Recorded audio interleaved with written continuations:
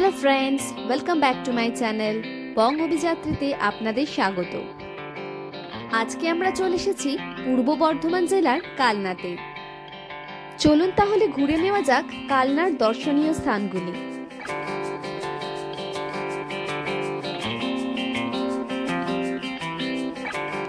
পূর্ব বর্ধমান জেলার ভাগীরথীর পশ্চিম তীরে অবস্থিত এই শহরটি অম্বিকা কালনা নামে জনপ্রিয়।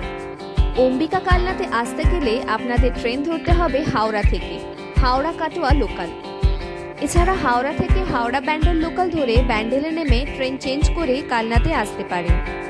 স্টেশনের পাশেই রয়েছে টোটো স্ট্যান্ড, সেখান থেকে টোটো ধরে বেরিয়ে পড়ুন কালনা ভ্রমণে।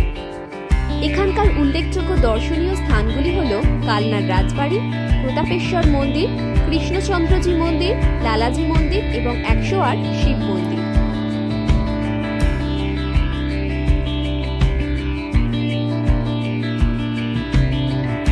আপনারা শুধু যদি কালনার রাজবাড়ি এবং 108 শিব মন্দির দর্শন করতে চান তাহলে খুব কম খরচেই আপনাদের ঘোরা হয়ে যাবে। কালনা স্টেশন থেকে মাত্র 10 টাকা টোটো ভাড়া করে আপনারা চলে আসতে পারবেন কালনা রাজবাড়ি এবং 108 শিব মন্দির। রাজবাড়ি চত্বরে রয়েছে বেশ কিছু মন্দির এবং প্রত্যেকটি মন্দিরেই রয়েছে নিখুঁত কারুকার্য।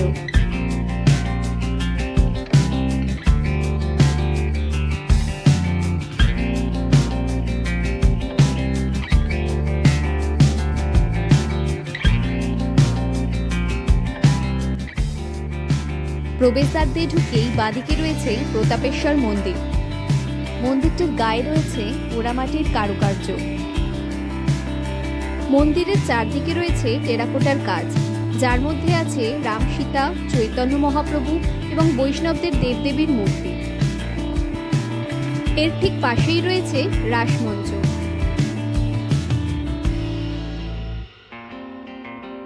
দূরে যে মন্দিরটি দেখা যাচ্ছে সেটি হলো কৃষ্ণচন্দ্রজি মন্দির।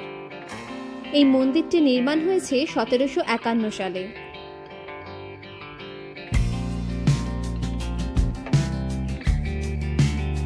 এর ঠিক সামনেই রয়েছে পঞ্চরত্ন মন্দির। এখানে রয়েছে 5টি ছোট ছোট মন্দির, প্রত্যেকটির আকৃতি অন্যটির থেকে আলাদা। আর এই হলো কৃষ্ণচন্দ্রজি মন্দির, যার রয়েছে 25টি চূড়া।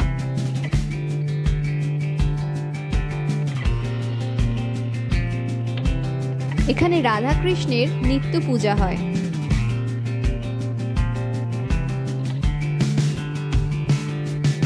এর ঠিক পাশেই রয়েছে বিজয় বৈদ্যনাথ মন্দির।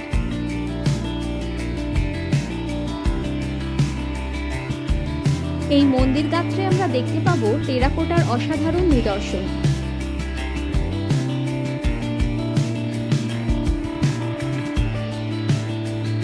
এরপর আমরা চলে এলাম লালজি মন্দিরে।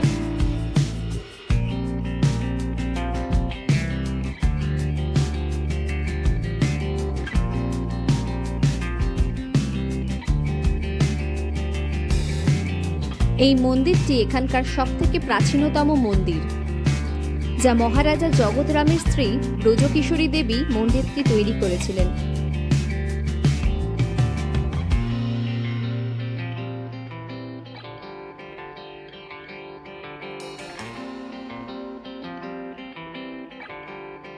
লালজি মন্দিরে রয়েছে রাধাকৃষ্ণের মূর্তি। রাধাকৃষ্ণের নিত্য পুজো হয় এখানে। এই মন্দিরের গায়েও রয়েছে টেরাকোটার সুন্দর কারুকার্য। রাজবাড়ির ঠিক উল্টো দিকেই রয়েছে 108 শিব মন্দির। পূর্ব বর্ধমান জেলার কালনার একটি দর্শনীয় স্থান হল 108 শিব মন্দির। এই মন্দিরের কাঠামে রয়েছে 108টি শিব মন্দির, যা দুটি সমকেন্দ্রিক বৃত্তের একটি সমন্বয়ে গঠিত। শিব মন্দিরগুলির মধ্যে একটি করে কৃষ্ণবর্ণ এবং একটি করে শুভ্রবর্ণের শিবলিঙ্গ রয়েছে। প্রত্যেকটি শিব মন্দিরগুলি দেখতে একই রকম। জায়গাগুলি ঘুরতে আপনাদের সময় লাগবে 2 ঘন্টার মতো। শিব মন্দির খোলা থাকে ভোর 5টা থেকে 12টা এবং বিকেল 4টে থেকে 9টা পর্যন্ত। মন্দির গাত্রে ফুটে উঠেছে রামায়ণ মহাভারতের নানান পৌরাণিক কাহিনী। বহু প্রাচীন এই মন্দিরগুলি আজও স্বমহিমায় বিরাজমান। আজকের ভিডিওটি এখানেই শেষ করলাম।